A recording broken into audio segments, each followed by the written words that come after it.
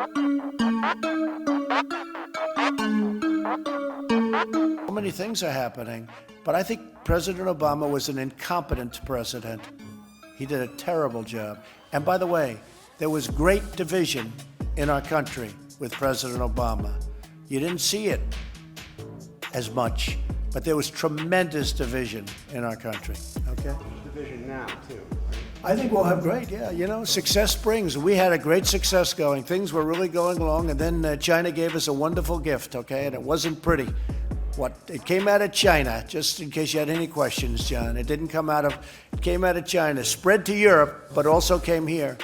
And the whole world became infected by this horrible thing that they unleashed one way or the other.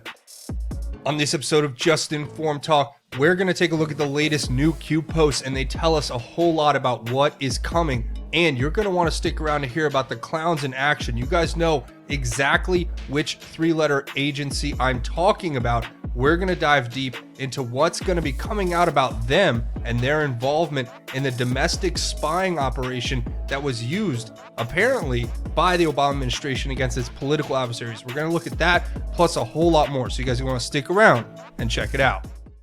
Hi, and welcome to another episode of Just Informed Talk. I'm your host, Craig. You guys know I like to begin by saying thank you. If you've hit that subscribe button, if you guys haven't done it yet, please come here to the landing page, click the big red subscribe button, make sure you hit the bell for notifications, then select all so you get notified as soon as all of these videos get posted. We have a lot of information to get through. We're picking up right where we left off. We left off at 4297, picking up at 4298. And yes, there's a lot of information. We're going to get through it, plus some news stories that, of course, the mainstream media won't talk about. So remember to stick around for all of it. Plus, we do a segment at the end of every one of these episodes called God's Grace is Greater. So if you want an uplifting message, make sure you stay all the way through the end and listen for that message. It'll be at the end of this episode. Now, before we get started, the video is brought to you in part by Brave Browser. If you guys haven't tried this product out yet, I don't know what you're waiting for. It's an internet browser just like Chrome or Firefox or Internet Explorer, Safari. It works on your desktop, your laptop, your smartphone. It's free.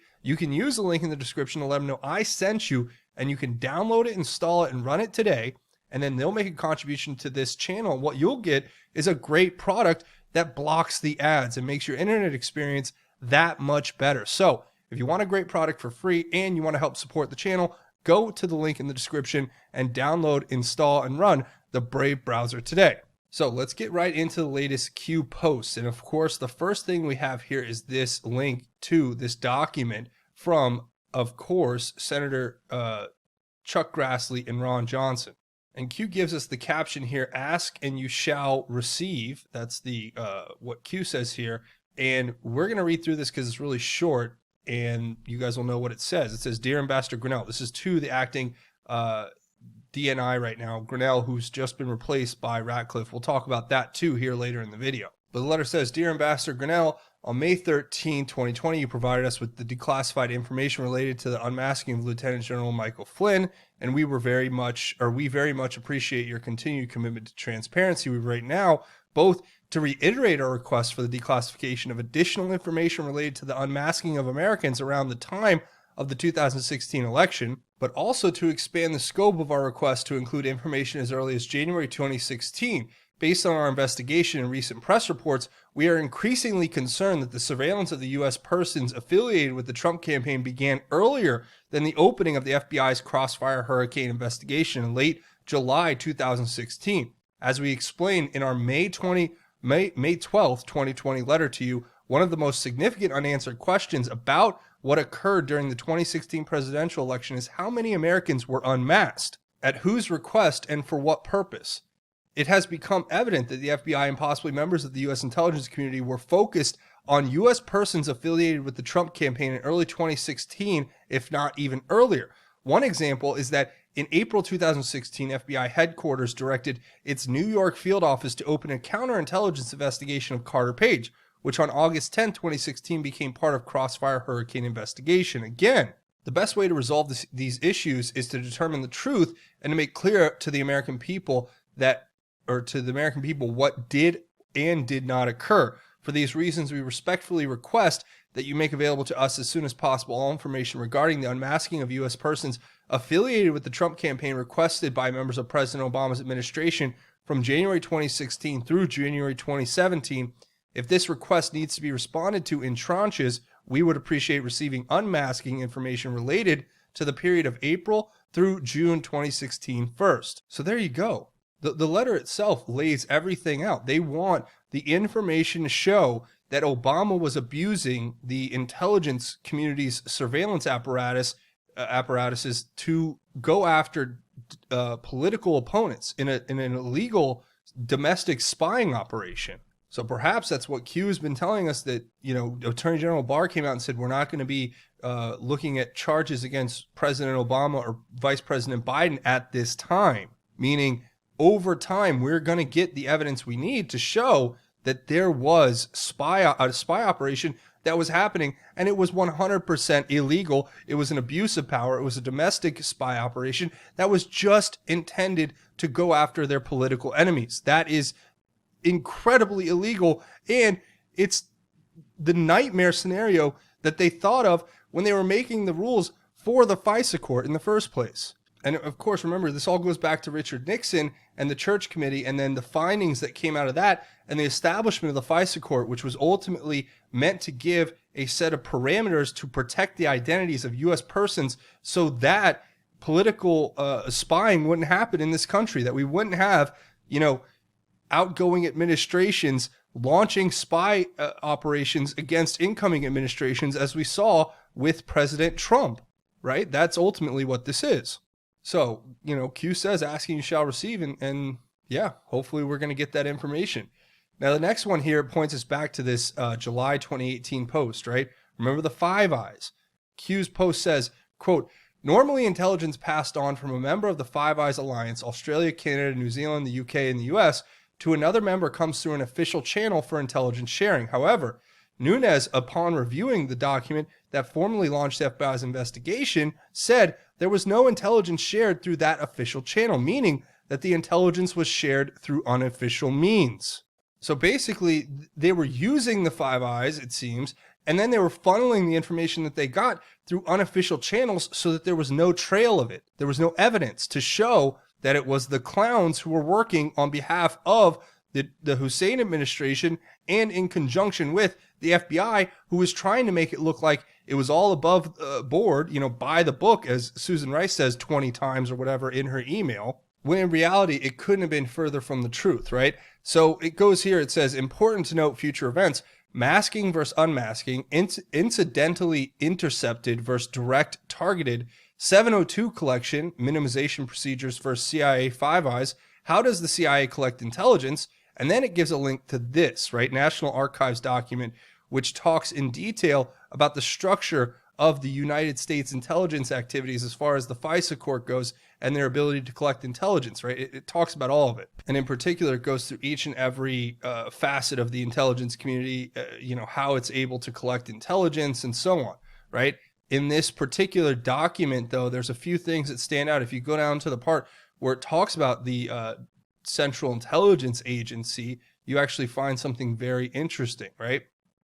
I mean, that their mandate is pretty much unmitigated and that they can do as much international collection of intelligence as they want at the behest of the President of the United States. And there's not much oversight there, right? So what Q wants us to look at here says CIA is not governed by the FISA. Its intelligence operations conducted outside the U.S. The FBI is under the FISA. The foreign intelligence or foreign counterintelligence mission is principally domestic. And remember, the target locations, U.S. or abroad, traveling rules, foreign intelligence collection of U.S. persons, official versus unofficial. What central ABC agency played quarterback Q? What ultimately we're seeing here is that this is the reason it all took place over in London with Alexander Downer and George Papadopoulos and Crossfire Hurricane, which was them using this CIA backdoor. Because remember, Peter Strzok was a liaison between the FBI and the CIA.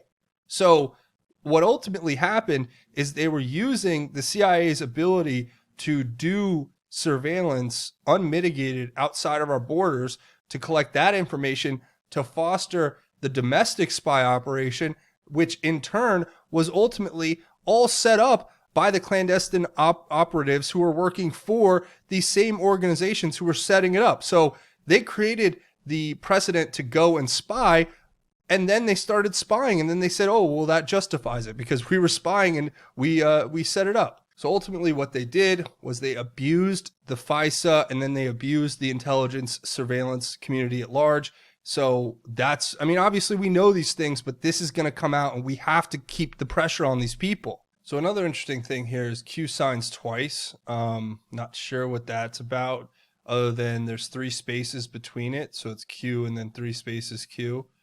Not 100% on that, but if anybody's got any theories on that, you can let me know down in the comments below the video.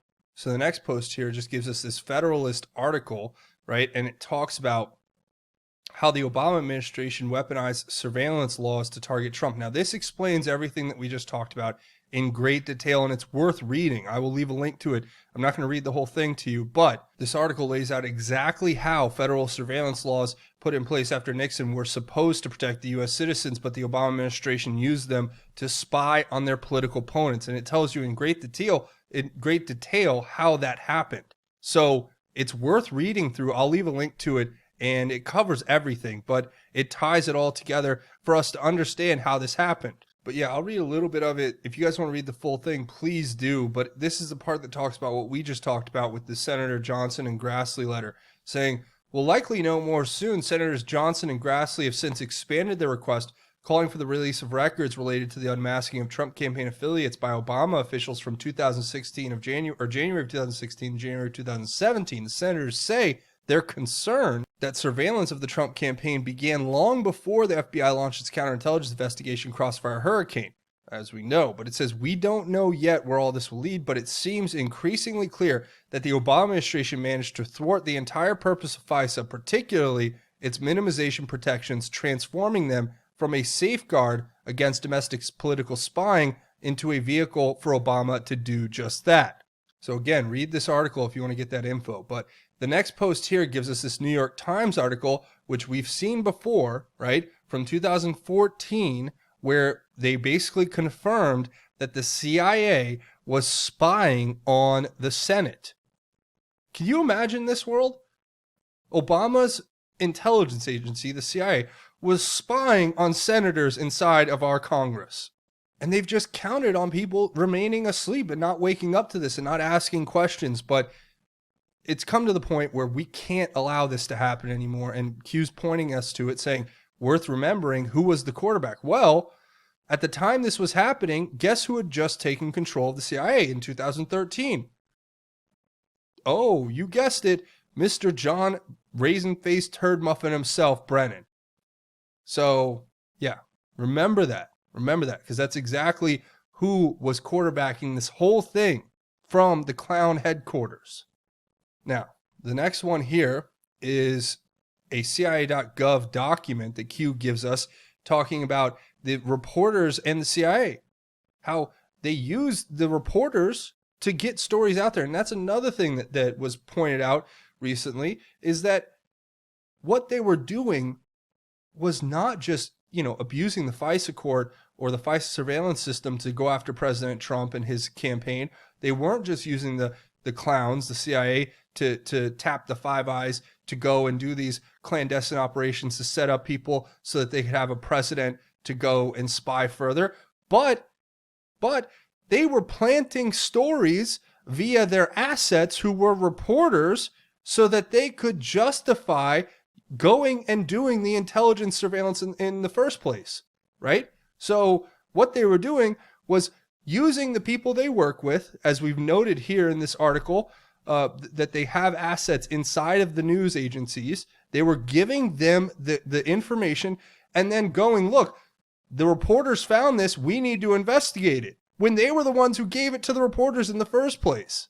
That's how all the leaking and everything was coordinated, right? So, yeah, that's something that Q is pointing us to, saying, expand your thinking, Q. Oh, okay, so now it's all starting to make sense. The David Ignatius leak that ended up getting Flynn under fire for his conversations with Sergei Kislyak, and then starting the whole fake news fiasco the other leaks through Yahoo News about the Steele dossier, it was all a part of an operation that was being clandestinely run to plant stories in the news in order to start this fake news war against President Trump to help aid and abet their treasonous and seditious coup that they were running from inside the government. And I guess moreoverly, before President Trump even got into office, their quote unquote insurance policy against President Trump coming into power. I mean, this is disturbing on every level you can imagine, right? So Q says in the next one here, he gives us this link that he wants us to look at, saying the CIA's use of journalists and clergy in intelligence operations. Again, this goes to the same thing I was just talking about, right? I mean, listen to what it says. It will be much easier for those foreign government agencies if we give them yet another opportunity to assume that the United States is, after all, just like them. It will certainly make life much more difficult for my colleagues and me. It will also place an even greater strain on the worn thread of credibility that exists between the American journalists and our readers and viewers if they are left to wonder which of us are still trying to maintain some ethical and professional standards and who among us is actually working for U.S. intelligence. I mean, this paragraph right here sums it all up, right? They're talking about how you lose the faith and credibility of these organizations when you start planting operatives inside of it. So how many of these fake news journalists were actually working for the CIA directly, taking a paycheck? I mean, that are we ever going to figure that out? And were any of those reporters, the big name reporters who were breaking the big fake Russia hoax collusion story through the Washington Post and the New York Times and other outlets? I wonder if we're ever going to get that information, because that would be fascinating to me. But Q just goes on to say, logical thinking, CIA coming back into the news soon, Q. All right, so when Q says that, usually it always means that we're going to get some major stories coming out in the next few days or maybe next week or two that are going to be directly tied to the CIA, and not just directly tied to the CIA, directly tied to the CIA's connection to everything that we're talking about right here. So for all you fake news hacks who come over here and watch this channel and then, go decide to keep reporting fake news on the mainstream, let me just say this to you, that we know and we know what you've done, and we will find out who each and every one of you are. And when we do, we're going to expose you because you deceived the American people and you helped facilitate a treasonous action by an outgoing administration that has amounted to a basic coup inside of our government.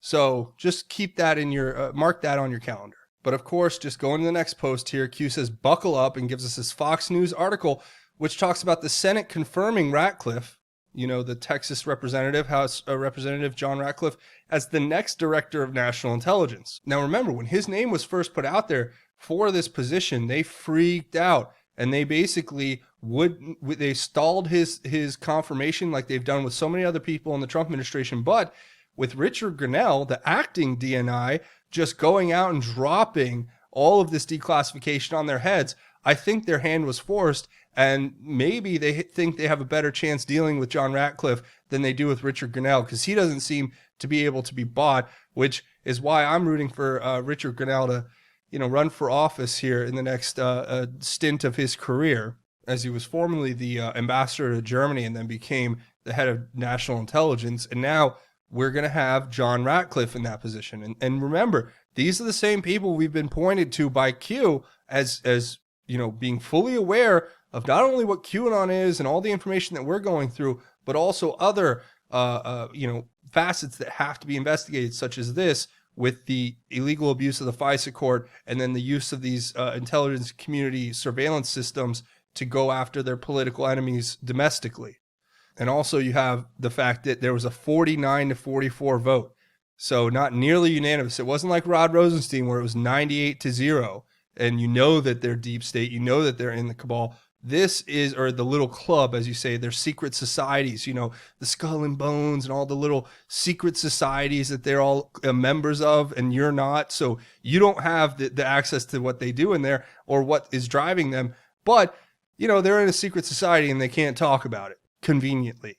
So, it is what it is. Q says, buckle up. All right. You got big stuff coming. And then, of course, Truth Hammer over on Twitter, one of my new favorite Twitter accounts. Great work done over here by this individual. And they were the ones following up with like the Austin stuff, with, the fake mini little baby Q or whatever it was, all that stuff. But here he is on Twitter saying HCQ, hydroxychloroquine, is now going to be given proactively or prophylactically to more than 40,000 healthcare workers in the UK. And then his video here notes the color of the pill. Well, what color does that look like to you? Oh, it's red pill. Well, that's fascinating. It's probably a coincidence. I mean, obviously, but I think it is interesting nonetheless. And then Q points us to that. And then Q says this, but at Team Cavuto said it would kill you. Why are select journalists so invested with installing fear regarding HCQ 40 years on the market? Is this about the health and well-being of the people or something else?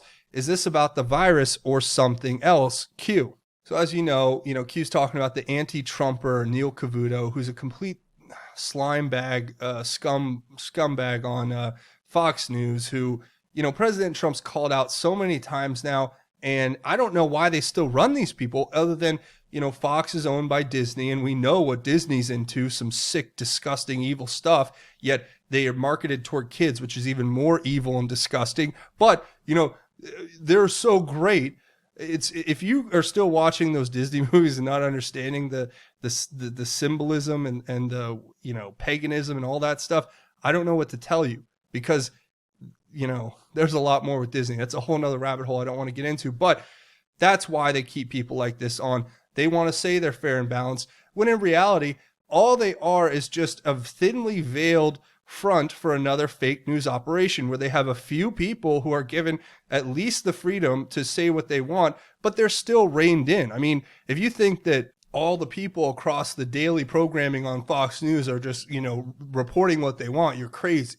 It's the same thing we talked about with the media control and all these companies that control what information goes out. So ultimately, that's, what it will be.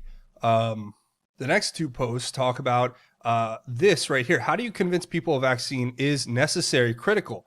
Then it gives a link to this, which is the CDC's report on influenza deaths and a request for correction, right? Because basically what happened is as soon as the coronavirus came around, people magically stopped dying from the flu. And then you saw at the same time the numbers for coronavirus deaths going through the roof. So, yeah, there was a little bit of a misreporting there in the numbers, and that may have led to some of the panic and overhyping that we've seen from the fake news who took those numbers and ran because they want to keep you afraid and under their control. So then Q gives us a quote from the document saying, quote, U.S. data on influenza deaths are false and misleading. The Centers for Disease Control and Prevention acknowledges a difference between flu death and flu-associated death, yet uses the terms interchangeably. Additionally, there are significant statistical incompatibilities between official estimates and national vital statistics data. Compounding these problems is a marketing of fear, a CDC communication strategy in which medical experts, quote, predict dire outcomes, unquote, during flu season. Apply COVID-19 to data reports Q. Well, yeah, there you go. It's the same thing. Just if you overlay the numbers and you look at how the numbers for flu went up or went down while the numbers of COVID-19 went up, you see that they were just replacing it with this prediction of dire outcomes during the flu season, which, it drives ratings. It's how they scare you. It's how they keep you controlled and needing to turn the TV back on 4 or 10 or 12 hours later to check and make sure that the boogeyman's not going to come get you. I mean, that's how this all works, people. And that's the most frustrating part about these fake news liars, is that they use that system of control on a daily basis, right? As opposed to just talking to people in real plain terms and reporting the truth and the facts and being honest and upfront about what's happening. They have to scare you and keep you under control. And finally, Q gives us this article saying the Democrats paid Pennsylvania election officials to stuff ballot boxes. One more of the many, many examples of voter fraud that includes the exploitation of mail-in ballots. Here we are, right? This is why the president is so, outwardly against this and so, or outspoken, I should say, about all of this, right? So Q just says, welcome to the Democrat Party. Yep, That's basically what it is, ladies and gentlemen. Now, a few more things before we go. This story over here, again, talking about numerous people in New Jersey claim mail-in ballots cast in their name without their knowledge. So another example of what Q is talking about. And of course, you have this Market Watch article talking about President Trump's tweets, right? President Trump tweeted out and said he was going to take away federal funding from Michigan and Nevada because they just arbitrarily went out and said, we're going to ship out mail-in ballots to all of our citizens, which is ripe for fraud.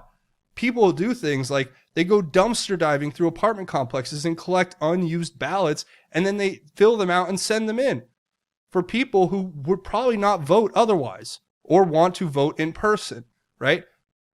But that's not really what this is about, because think about this. Remember how when President Trump threatened to take away the federal funding to California, all of a sudden we had the worst fires of all time?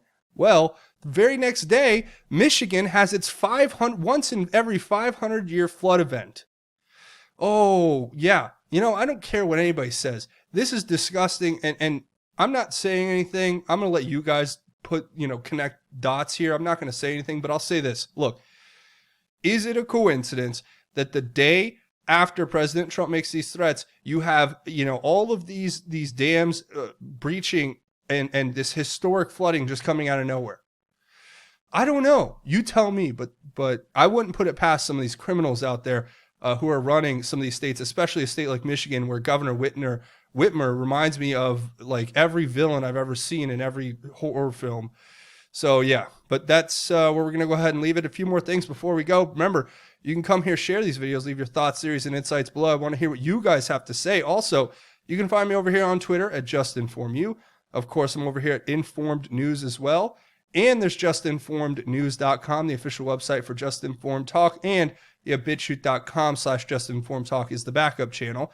A couple other ways you can help out the channel are financial here. You can find me on Patreon, patreon.com. Look, they've demonetized this channel. They tried to put it out of business, but your monthly contribution here keeps me able to do this, 24/7, 365. So I thank you for your support. I would have never made it this far without you. And thank you to everybody who supports. And if you can, please consider using the link in the description to donate and contribute. Also, I have a GoFundMe set up if you want to make a one-time or anonymous donation. Now, before we go, we do a segment at the end of each one of these episodes called God's Grace is Greater, where we talk about God's grace and how it is truly greater. And today, I want to share a piece of scripture that's really a prayer for justice, because that's what we want. And this is out of Psalm 7, and we're going to read the whole thing, and then we're going to talk about it briefly.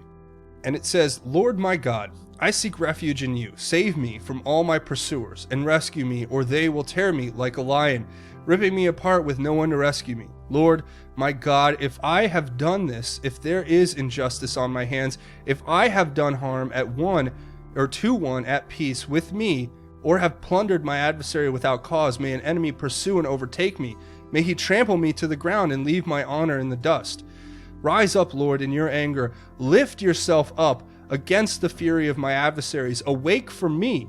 You have ordained a judgment. Let the assembly of peoples gather around you. Take your seat on high over it. The Lord judges the peoples. Vindicate me, Lord, according to my righteousness and my integrity. Let the evil of the wicked come to an end, but establish the righteous. The one who examines the thoughts and emotions is a righteous God. My shield is with God, who saves the upright in heart.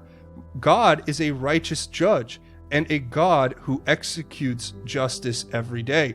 If anyone does not repent, God will sharpen his sword. He has strung his bow and made it ready. He has prepared his deadly weapons. He tips his arrows with fire. See, he is pregnant with evil, conceives trouble, and gives birth to deceit. He dug a pit and hollowed it out, but fell into the hole he had made. His trouble comes back on his own head, and his violence falls on top of his head. I will thank the Lord for his righteousness. I will sing about the name of the Lord Most High. So that's it. That's the prayer that we have to remember, the prayer for injustice, or prayer for justice, I should say, against injustice. And they give us an example right here. See, the evil man, he is pregnant with evil. He conceives trouble and gives birth to deceit. He dug a pit and hollowed it out, but fell into the hole he had made. That's what we have to remember.